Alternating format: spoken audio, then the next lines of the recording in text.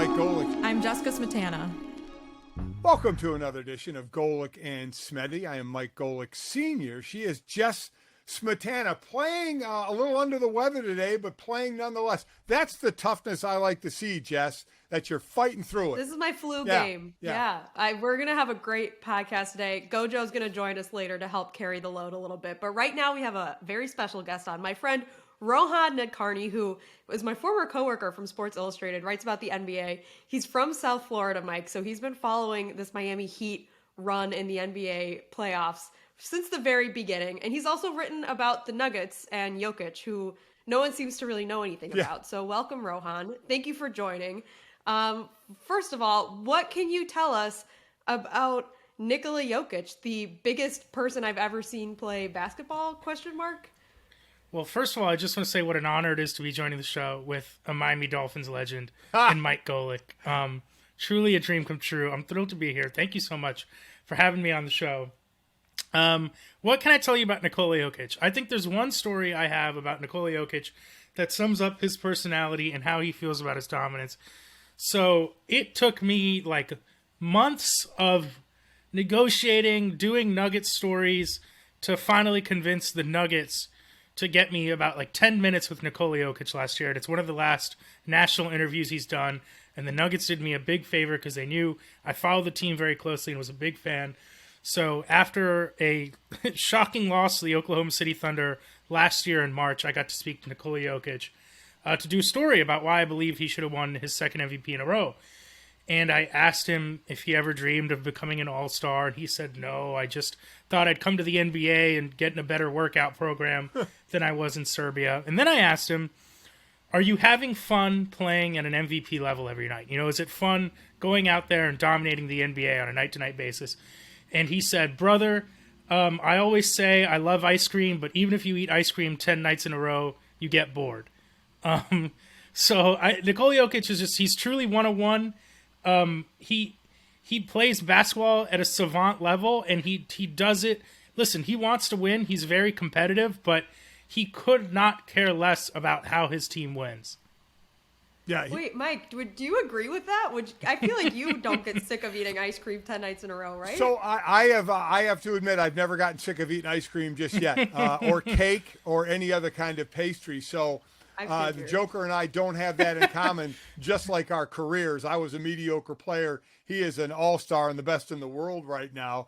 And, you know, so we sit here and look at this series tied 1-1. After that game one, I guess I'll start with how surprised are you that Miami, though I guess they're not been that surprising, but that they actually pulled one off in Denver after the spanking they took in game one? You know, I wasn't super surprised for one major reason, and that was because I thought Miami actually generated a lot of open shots in game one. I was a little surprised the way people were talking about Denver's defense after game one, as if this was some kind of lockdown unit that couldn't be scored on. You know, I know Miami only had 93 points in game one, but I thought their offense actually got them open look after open look. So in game two, they hit the shots that they've been hitting a lot of the playoffs, right? I mean, there's all kinds of numbers out there right now about kind of how inexplicable Miami's three-point shooting has been. But those are the shots they've been hitting all playoffs. So I was not super surprised because I don't think Denver has played NBA Finals level defense yet in this series. But these were not quite the shots Miami was making in the regular season, right? Like, they were having issues scoring, especially before the All-Star break. So what has clicked for them in the postseason that was completely missing during the regular season? Jess, if I knew the answer to that question, I would be sitting next to Eric Spoelstra on his bench and making as much money as him, because it really is inexplicable. It's kind of shocking to see them shoot this well. I will say this. They're a team that executes at a very high level. I think bringing in Kevin Love has helped them size-wise, has added another player on the floor to guard. But, I mean, all credit to Caleb Martin, Gabe Vincent, Max Strus. Gabe Vincent is playing himself into so much money this summer, into a whole different league of contract because of the way he's been shooting the ball. And these are guys who I thought were talented, showed potential in the regular season. But if I could sit here and tell you I could point to this one thing that explains why they're shooting so much better, it really is one of the most inexplicable, unbelievable things to happen in a sport where this usually does not happen. It does not happen in basketball in a 7-game series. It's one thing in football playoffs, for example, for a quarterback to get hot, you run into the right matchup. It's a higher variance sport. It usually does not happen in basketball, and it's been kind of unbelievable to witness.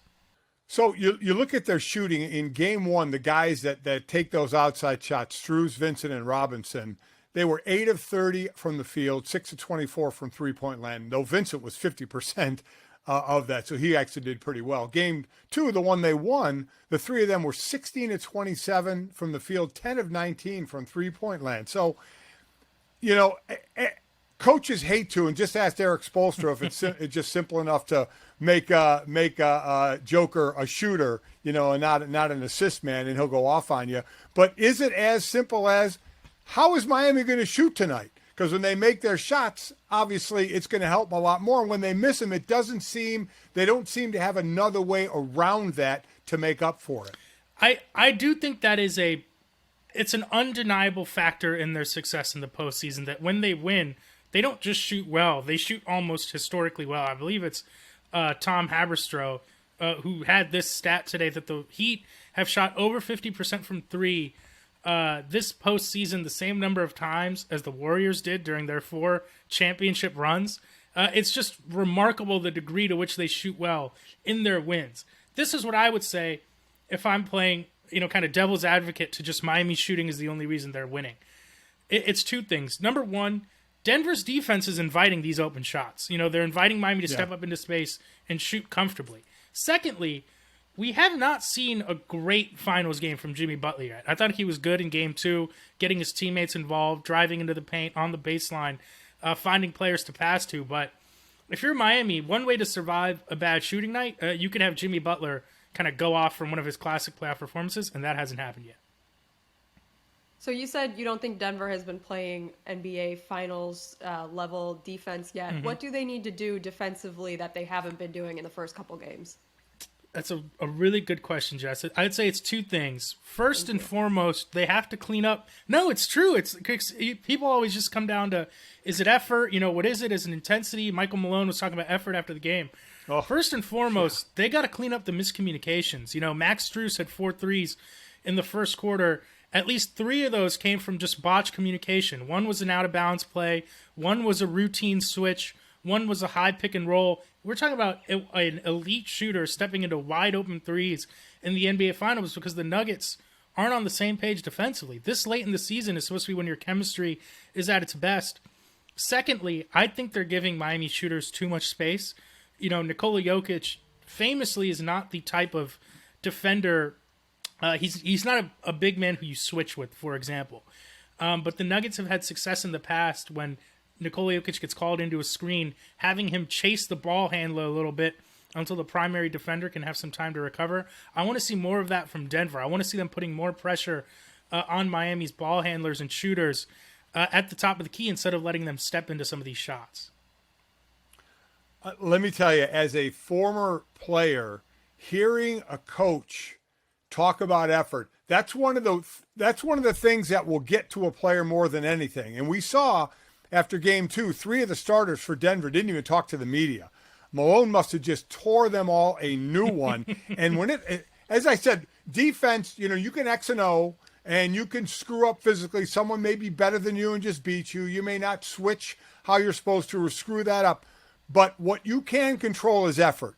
And when your coach is screaming that the effort is not there in the NBA Finals, that has to be some kind of an issue. I would agree. And I think part of the issue for Denver sometimes is they're so good at scoring that you could see sometimes on defense, you get the sense that they're like, we'll just get this one back the next time down. You know what I mean?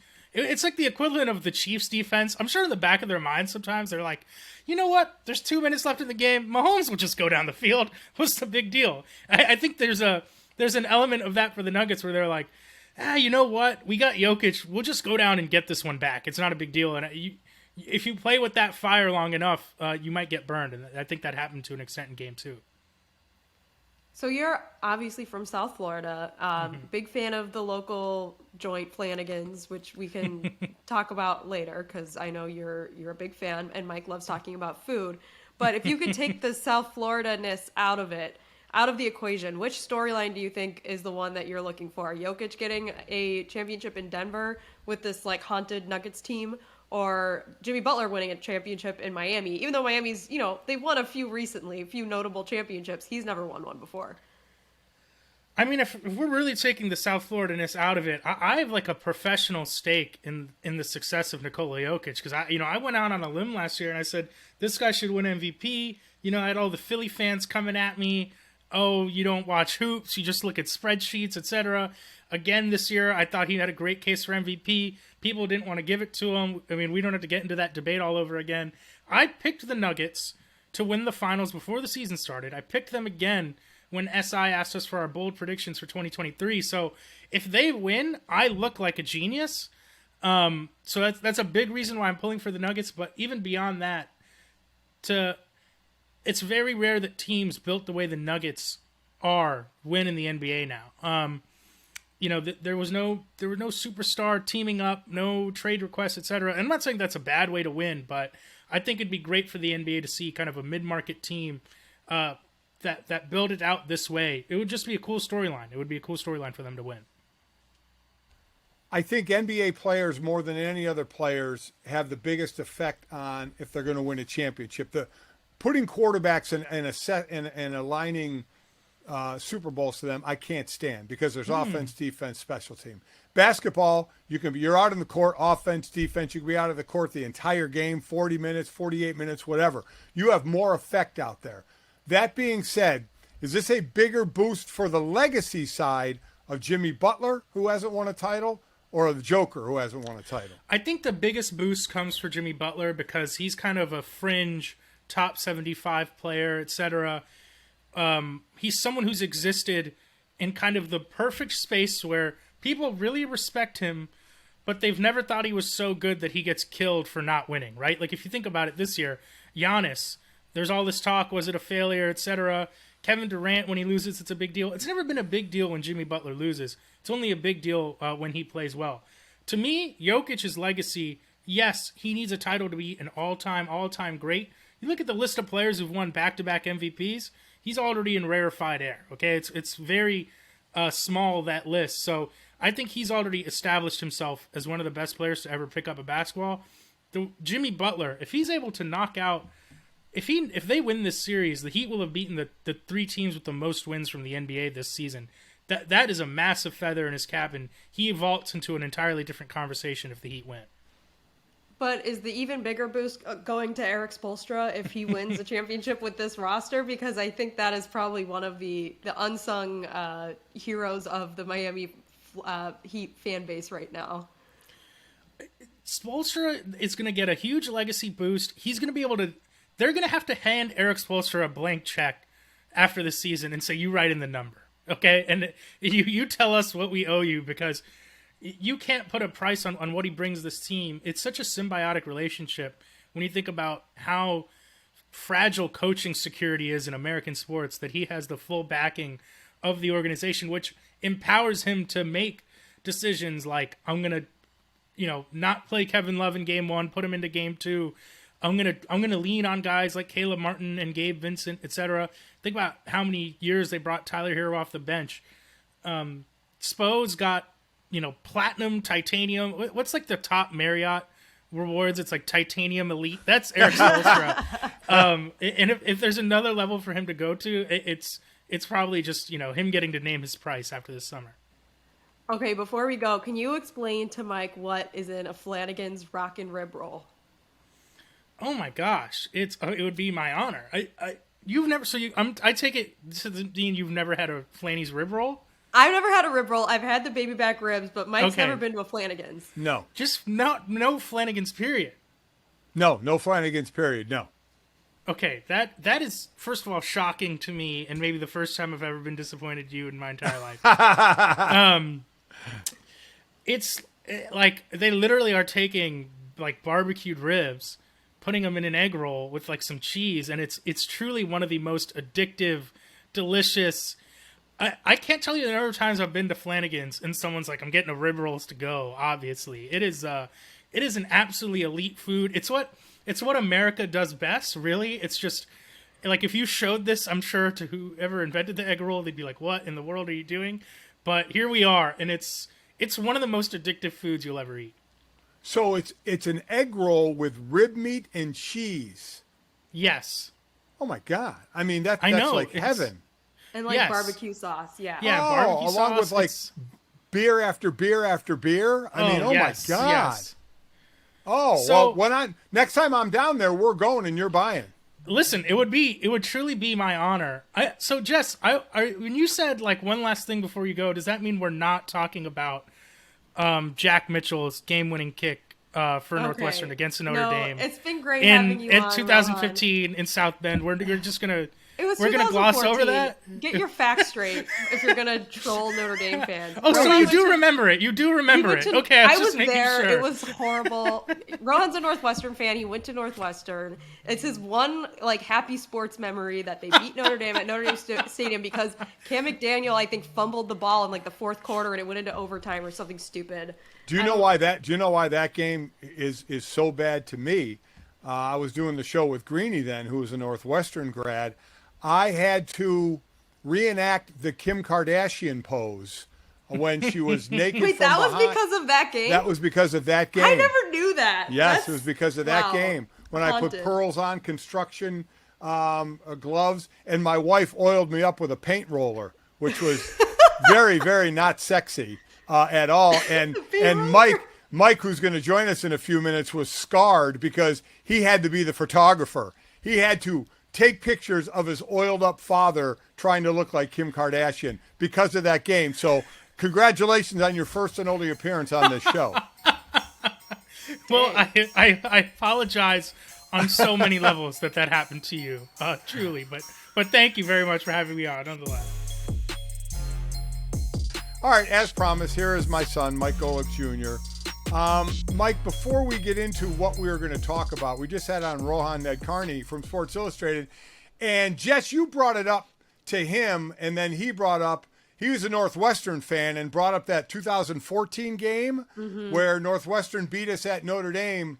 And unbeknownst to both Rohan and Jess, that was also the impetus of me doing the Kim Kardashian repose, and how my wife, your mother, had to oil me up with a paint roller, and you had to take pictures of your oiled up father and just how much that scarred you. Yeah, your freak ass the other day on our show decided that you were going to rewrite history and have it be I oiled you up for that photo, which is not what happened. But for some reason, you felt like remembering it that way, which is a whole separate issue that I don't want to touch on here. Yeah, one of the darkest days of my life, coming home and seeing baby oil and a paint roller on the counter in your guy's house. There isn't enough therapy in the world that'll get that out of my brain.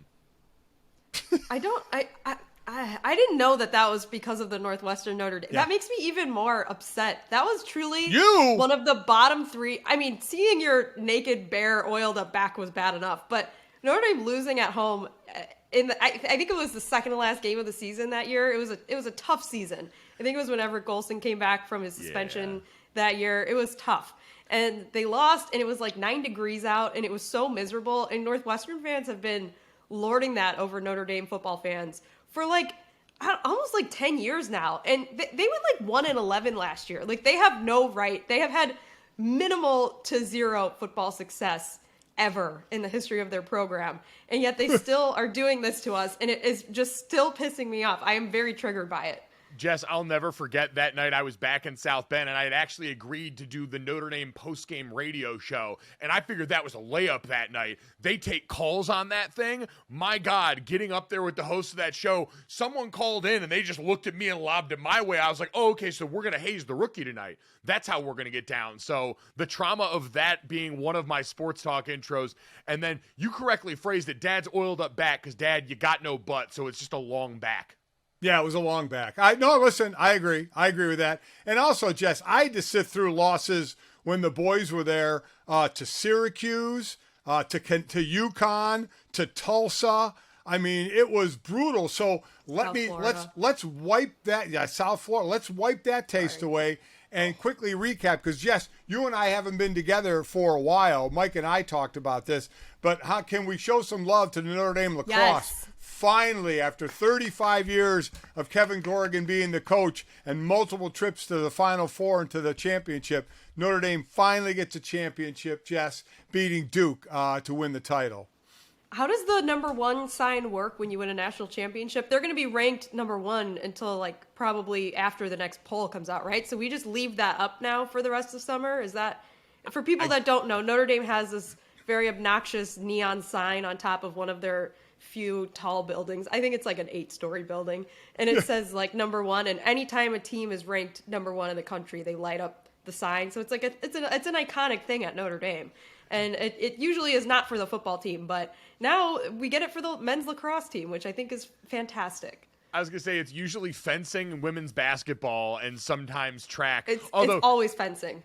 Jess, Yes. you want to know you want to talk about obnoxious. When we were number one my last year there for a little bit, my parents back in Connecticut, the front of their house on the second floor, there was a big open window. Usually that was where my mom would put the Christmas tree because the whole neighborhood could see it. They went and made a styrofoam cutout number one, strung it up with Christmas lights, and put it right there in the front for the entire month that we were number one.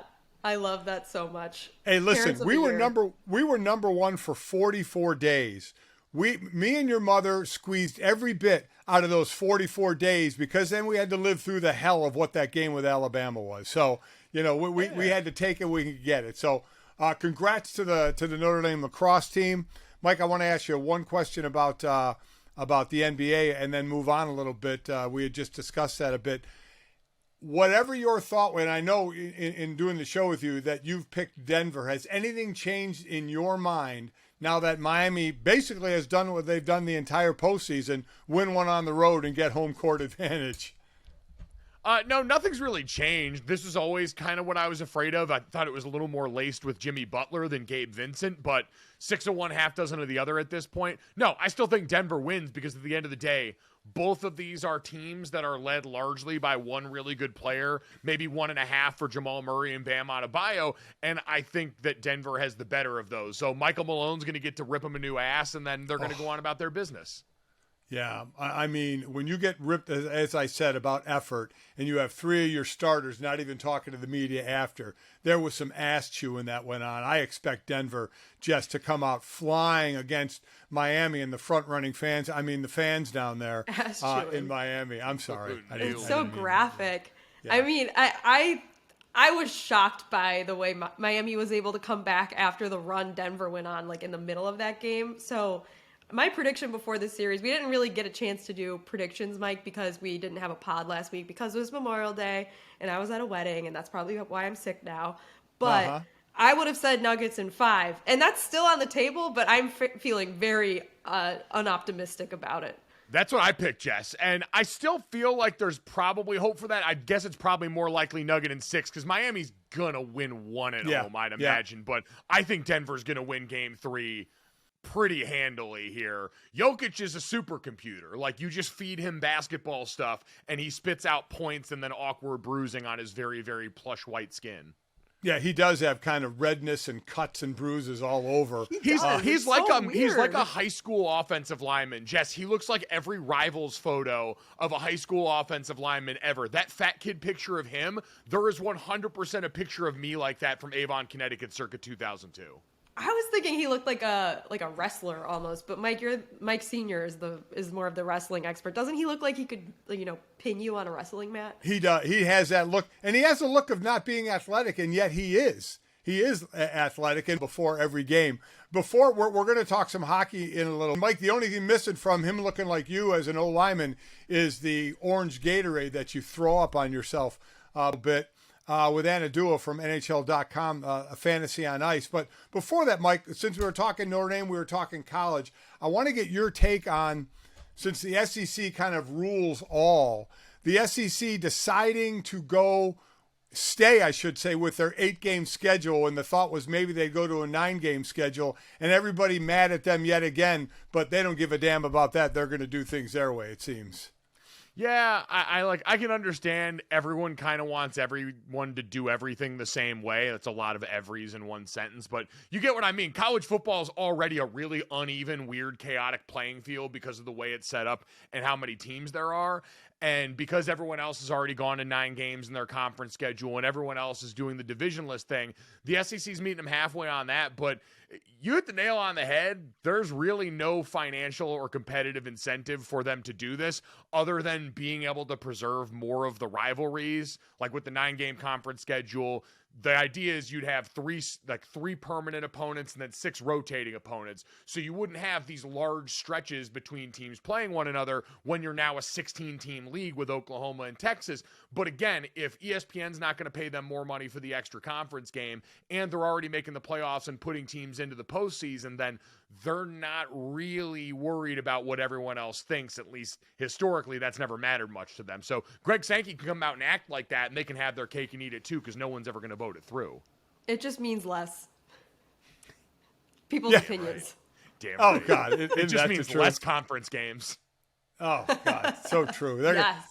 SEC is always going to do things their way. Nick Saban's going to continue as he goes to Congress to try and fight to save the NIL or make it work more for him with his ulterior motive. So all good. We have plenty of time, obviously, to talk college football, but that was something that had just come out that they were going to stick with their 8-game schedule. We come back. We're going to go on the ice.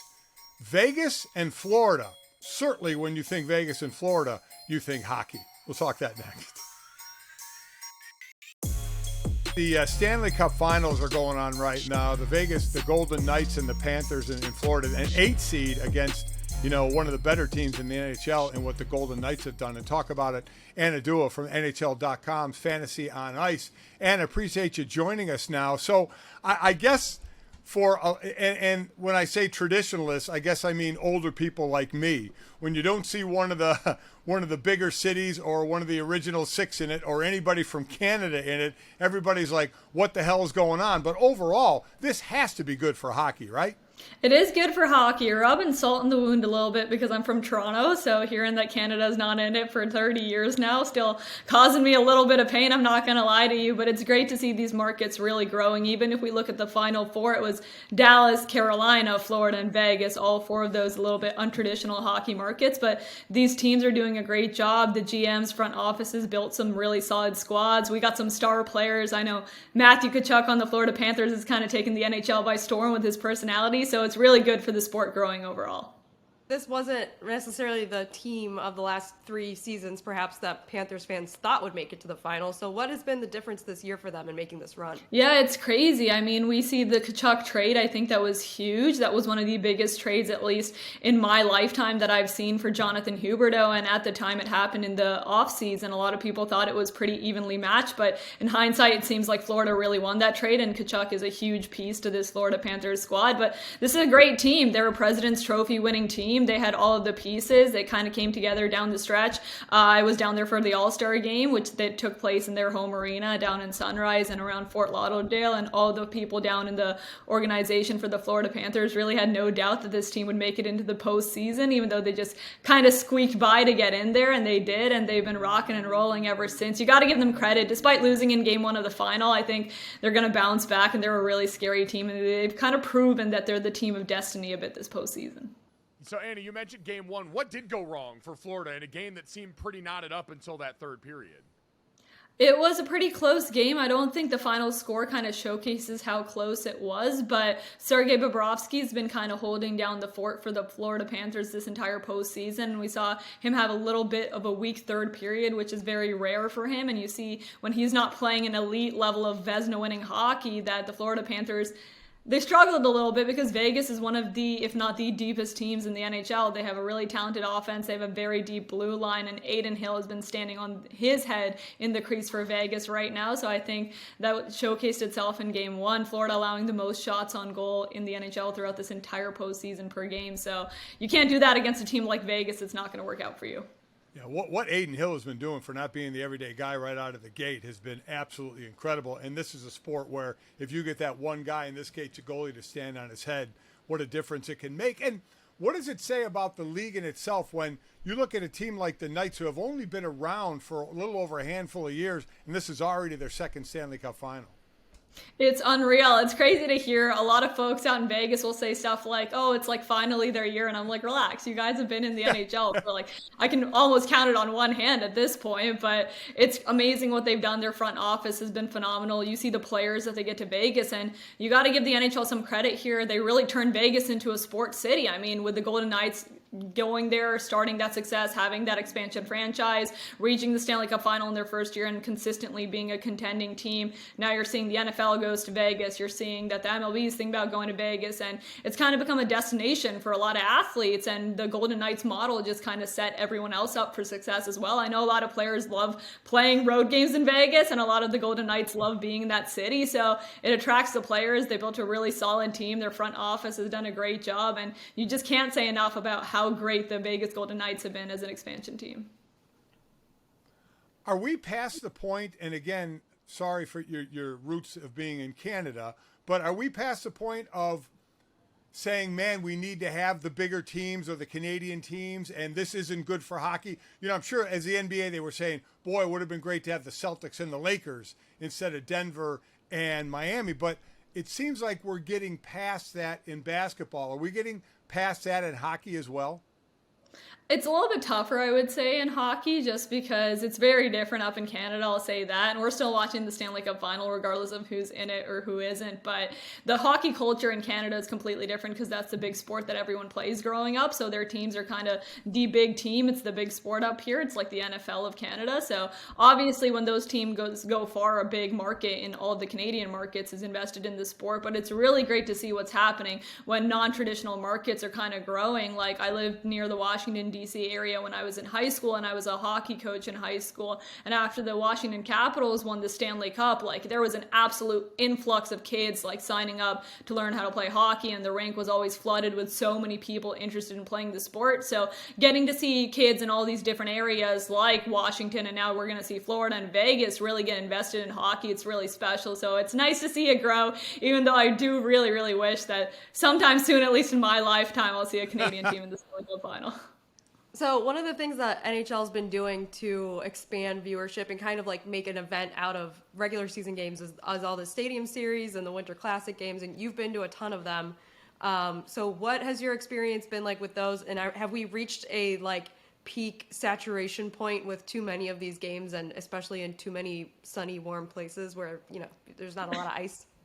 You got to give those ice crews some credit for what they're able to pull off. But to be honest, I love them. I thought the Winter Classic was really special this year. I mean, playing at Fenway outside, that's going to be a spectacle regardless of whether you like hockey or not. It's just like any sports fan's dream. So they did a great job, but Boston always does. I got to give North Carolina a lot of credit, though. In all of the outdoor games I've been to, the Stadium Series in Raleigh was my favorite one. The entire arena was absolutely sold out. The fans were so excited leading up to the event. I could not count how many Carolina Hurricanes jerseys I saw all over Raleigh. Like the entire city was so stoked. And then after the Stadium Series game, which was a phenomenal spectacle in itself, we saw a college like club hockey game between UNC and I believe like NC State or one of those two teams down there. And it got completely sold out too at Carter Finley. So they sold out a college like football stadium for club hockey down in Carolina. And that was just insane to see how much the sport has grown down there. And I mean, they've done a great job. They're a great organization. I talk about it all the time, but seeing those events kind of bring a community together, it's really special because the businesses get invested,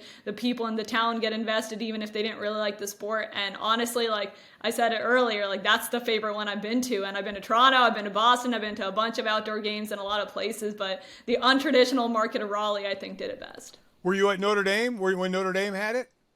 I was not at Notre Dame. That one looked fun, though. I will give you that. It was a lot of fun. I have a picture of it hanging on my wall. Yeah, it was awesome. Actually. Oh, that's incredible. Well, and once you get it on site like that or in a place you mentioned, it's so easy then for everyone to look and see and get how exciting it is. And part of that also, especially in the postseason for hockey now, as we look at growing the game and all those things, is overtime hockey. It's electric. Everybody loves it. And I know for you specifically, you've taken on a different challenge for overtime. So you have been eating a calzone whenever a game goes to overtime since the start of the conference finals here.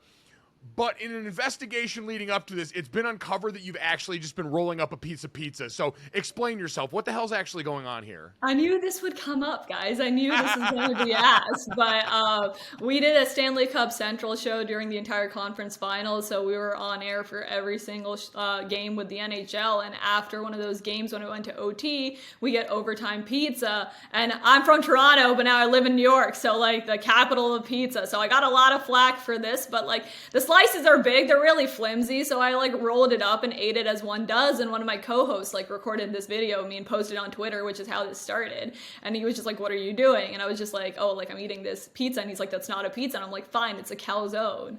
Because a calzone is just like a rolled up pizza or like 2 slices of bread with stuff in the middle, right? That became a thing. And then I started doing OT calzones every single game. And it's crazy because now it seems like that's everyone's favorite part. I swear, I'll come up with like a great interview or like a great stat for the game and nobody cares. But like, I'll say anything about a calzone, the world goes crazy. Like it was tied by the end of the second game, 1 of the Stanley Cup Final. And some fan tweeted at me that all the calzone dealers in my area are sweating right now. So it's fun to see them get involved and get invested in this as well, but it's not great for my diet, I'll tell you that. Yeah, we don't care about the hockey, so we're staying in this for a moment here. So are you actually calling it a calzone that you're eating, or are you saying you're eating pizza? What are you misrepresenting yourself here?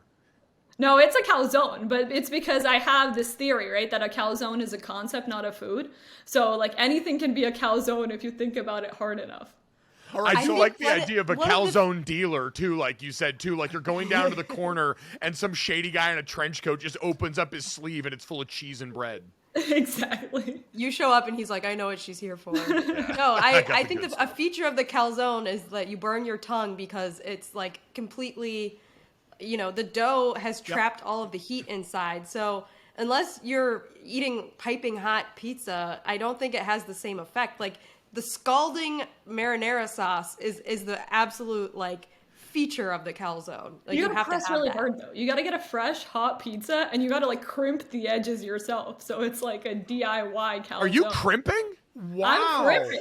So, I've gone above and beyond. One day we didn't even have pizza and all I had was a Chick-fil-A sandwich, but I was so committed to the brand that I crimped this Chick-fil-A spicy chicken sandwich, had cheese inside, and called it a calzone.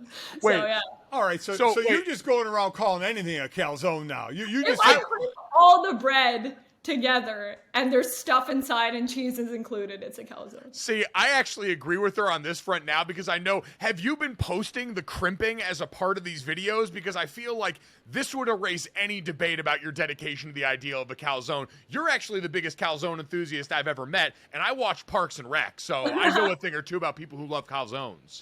I know, I got a show. There's a couple of videos of my co-hosts on the show recording me trying to do my calzones live, so I'm sure they're on the internet, but I am really committed at this point, guys, even though there was a lot of overtimes this postseason, so there were a lot of DIY calzones, but having it just be like pizza that I turn into a calzone, I can take like flavor requests, like people have asked for some weird stuff, so that's really fun too. Okay, so Mike and Jess, I'm going to let you two be the arbiters here of if she can call eating a pizza a calzone, and then you base your answer off of this zone by folding it up, because I'm going to read you the definition of a calzone. Ooh, I don't like you being a calzone narc right now. This is below you.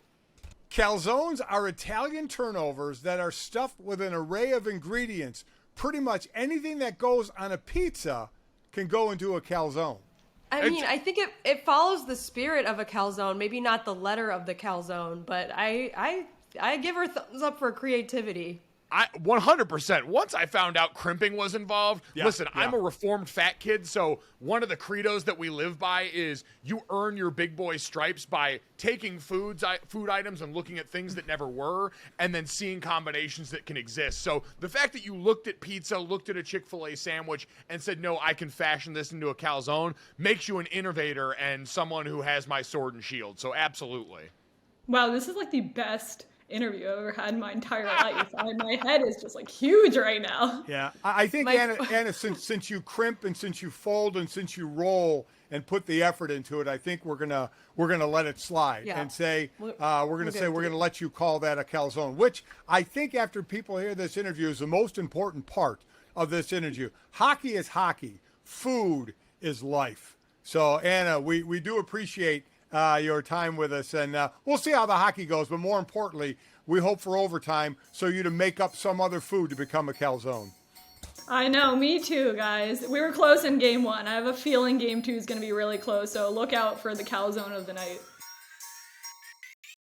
So as we near the end of this pod, Jess, we got to talk F1 because they had a race, and I'm excited they actually had a race with some of the cancellations and stuff we had this year. And shocker, Max Verstappen won yet again in Spain. Never really challenged. I think was it been the last 2 or 3 races he's led wire to wire. I mean, wasn't even challenged. I think one of the big news here, and you tell me if it's true, all the cars started kind of tinkering a little bit. And Mercedes was looking to make some major changes. They ended up Hamilton second and Russell third. They ended up both on the podium in this one. So maybe some of the changes are working. Yeah, they made some major changes to their car. Actually, they were supposed to put these changes into effect before the race in Imola, which is the one that got canceled due to weather. So then they did make the changes before the Monaco race, which was over Memorial Day weekend.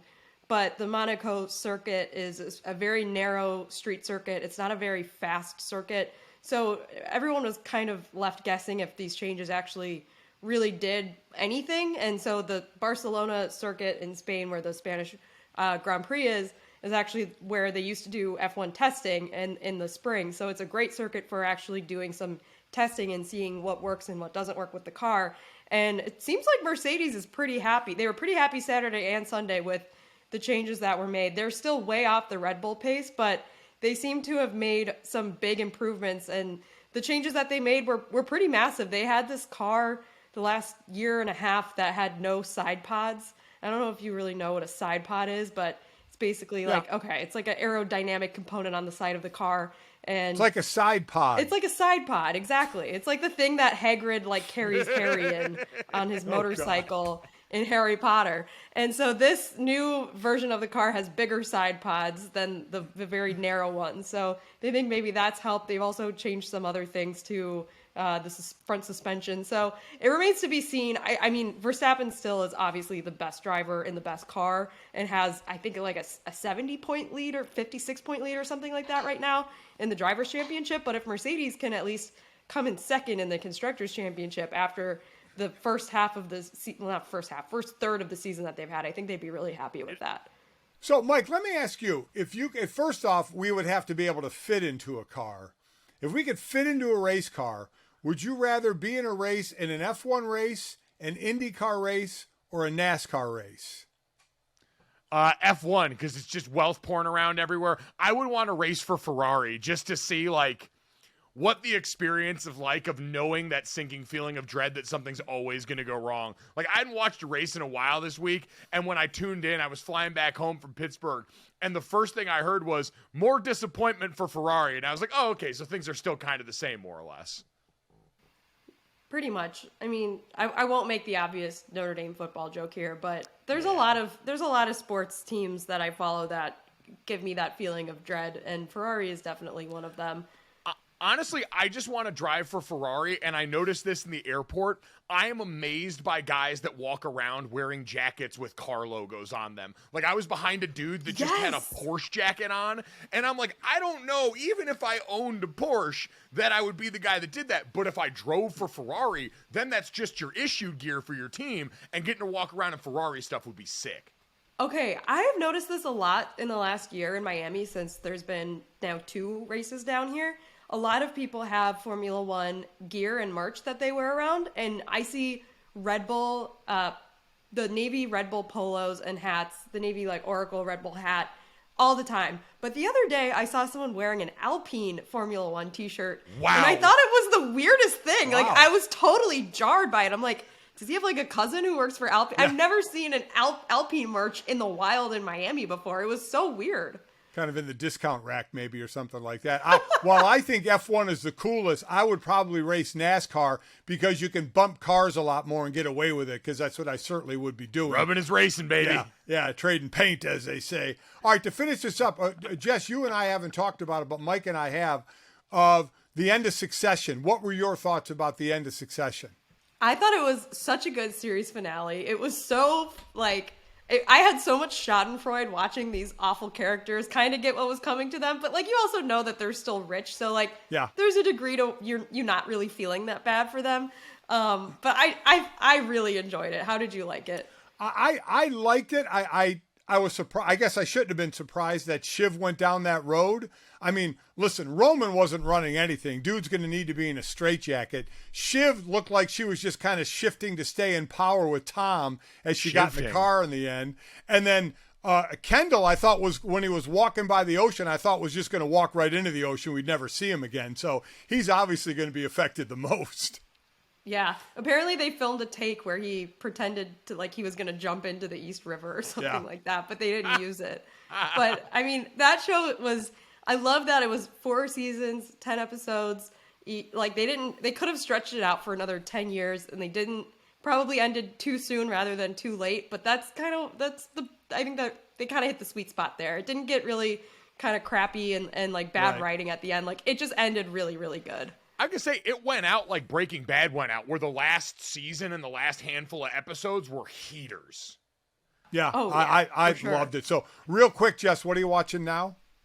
Well, I just watched the Bama Rush documentary on Max, which used to be HBO Max, which used to be HBO Now, which used to be HBO Go, which used to be HBO. So, Mike, if you haven't seen it yet, and Mike, especially you, Gojo, it's a weird documentary. It is one of the weirdest documentaries I've seen in a while. The trailer made me deeply uncomfortable. Yeah, the trailer overpromised a little. I will have to check that out. Right now I'm watching Fubar, which is a Netflix show about a father and daughter who find out they're both working for the CIA. It has Arnold Schwarzenegger in it. Actually, it's actually pretty good. So it's good to know that, Jess, you and I are watching decent things. It's not a Fubar. Mike, why don't you go back to your Harry Potter, whatever it is you're playing, and leave us. Hogwarts Legacy, baby. I am video crushing game. it right now. Yeah, grow up, Dad. Never again will you be on this show.